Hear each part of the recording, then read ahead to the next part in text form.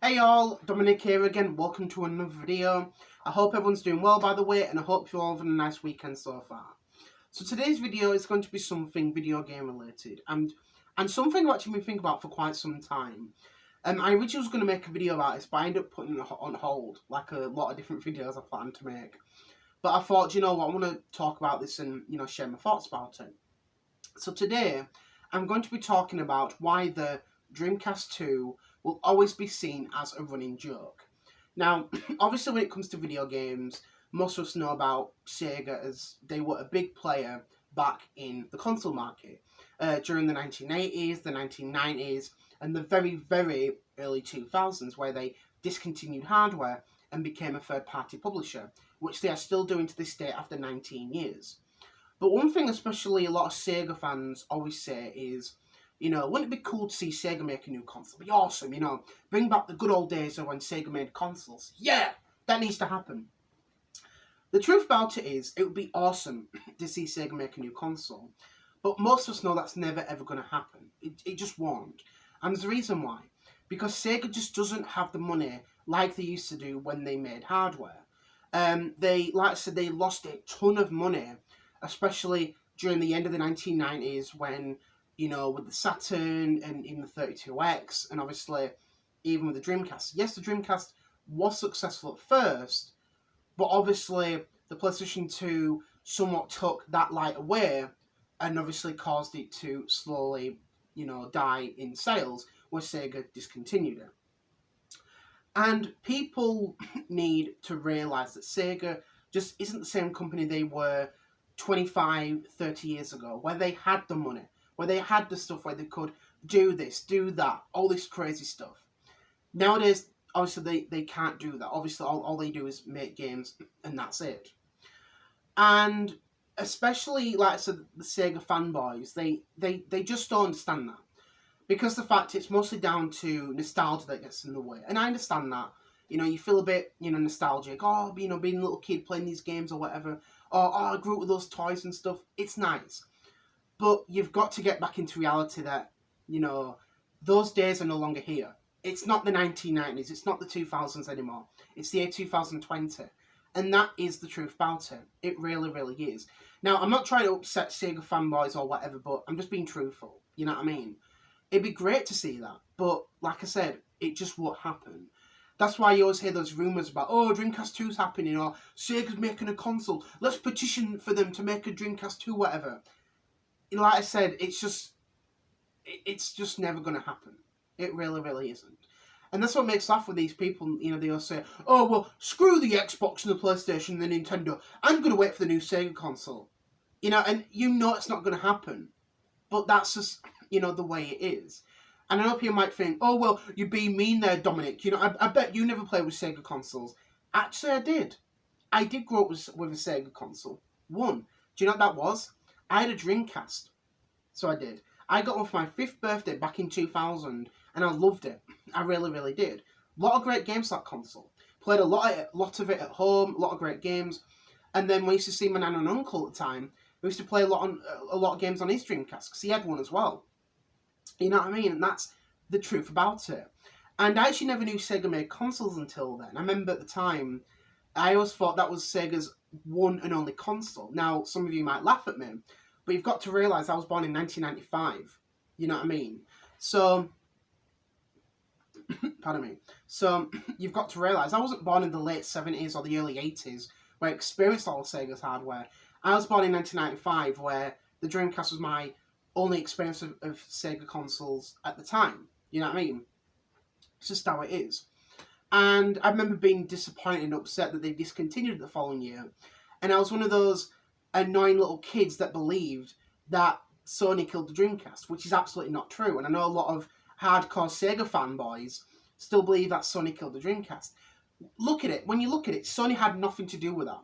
The only thing that they somewhat contributed to is that they had their next-gen console, their PlayStation 2. People overhyped it because they were excited. They were like, the first PlayStation was amazing. This second one's going to be good.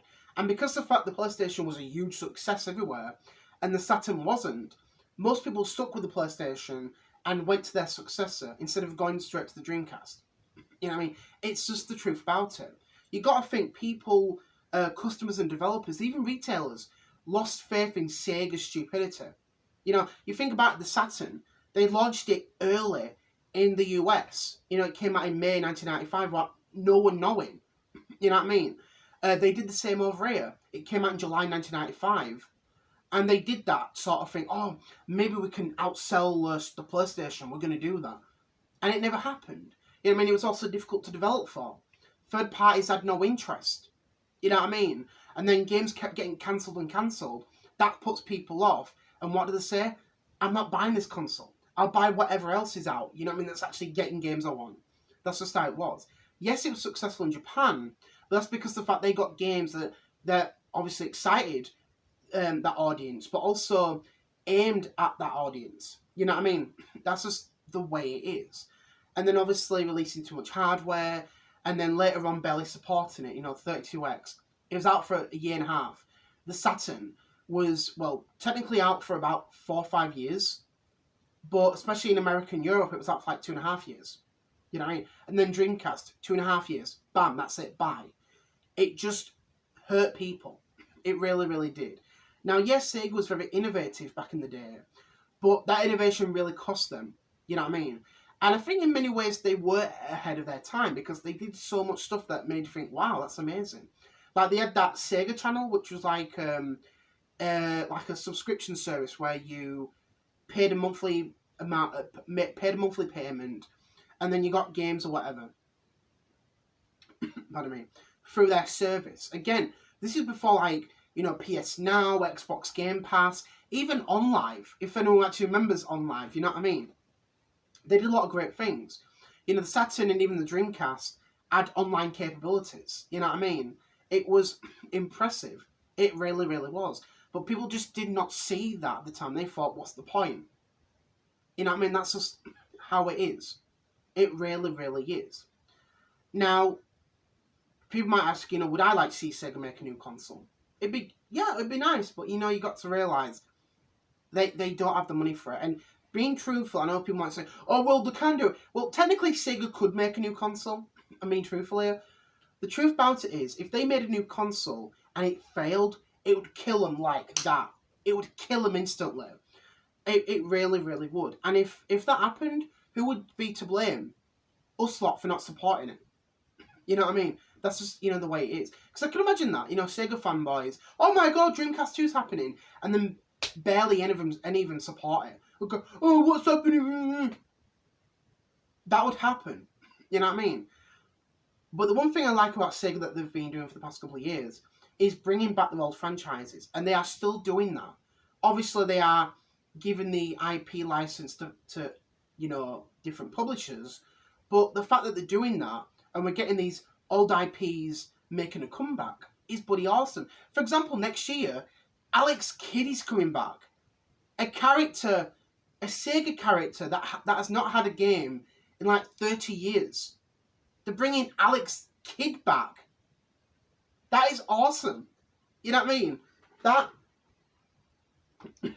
Pardon me. That is awesome. Alex Kidd, who's been irrelevant for a long, long time.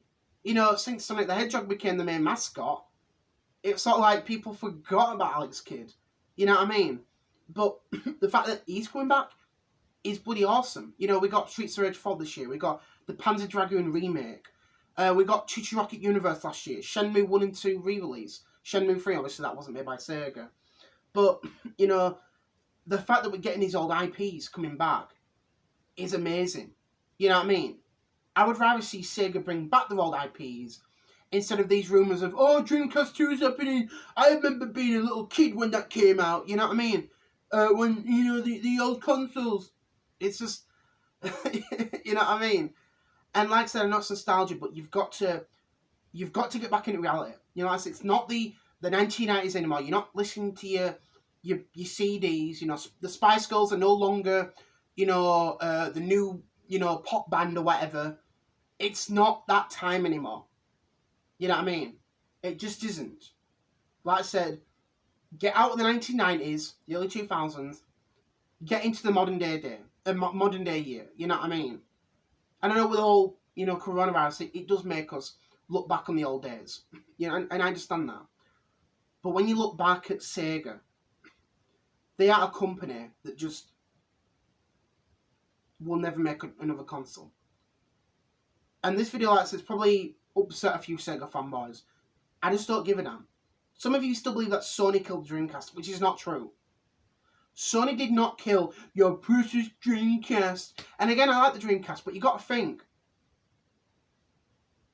You got to look back why the PlayStation 2 dominated and why the Dreamcast became forgotten and died quickly.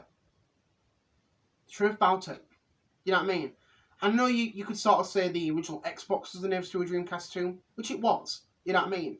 Because Sega supported that console so much. They really, really did. And obviously there were plans for Microsoft to buy Sega. There were plans for Sega to release the original Xbox in Japan. And there were even plans for the original Xbox to be backwards compatible with Dreamcast games. That was a plan, but obviously that didn't happen.